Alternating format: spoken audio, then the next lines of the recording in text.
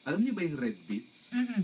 Meron yan sa mga grocery, no? Mm-mm. Ibe-blender mo yan. Red beets. Red oo. beets, Mm-mm. gagawin mo yung juice. Mm-mm. May hinahalo dun eh. Molasses. Mhm. Gagawin mong juice, iinom ka 3 beses maghapon. Mm-mm. Ano ba Tagalog ng wild yam?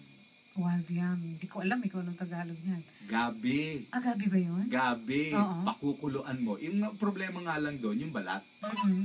Yung balat, ang pakukuluan mo, gagawin mong tsaa. Mm-hmm. Iinom Hindi ba ka. Makati yun? Makati yung balat?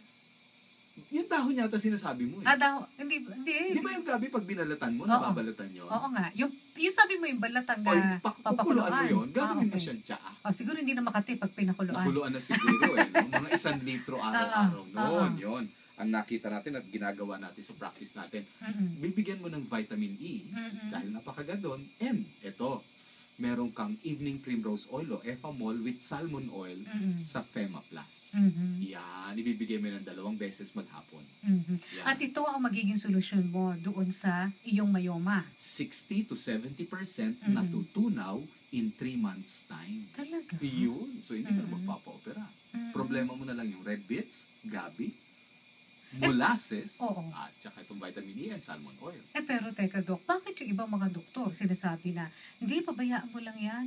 Kasi yung, nga, yung hindi ka bibigyan ng gamot or anything para matunaw yun. pagdating naman ng iyong menopausal stage, Oo. mawawala na ang estrogen mo, matutunaw na siya mag-isa.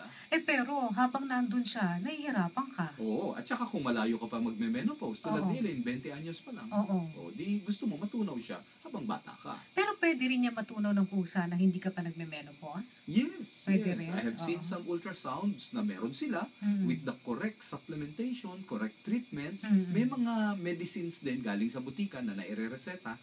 Ite-text ko na lang po sa inyo later on kasi bibilhin niyo yun, nire-reseta yun eh, na nakakatulong siya para matunaw. It starts with the letter D. Gamot butika yun. Yun. Anyway,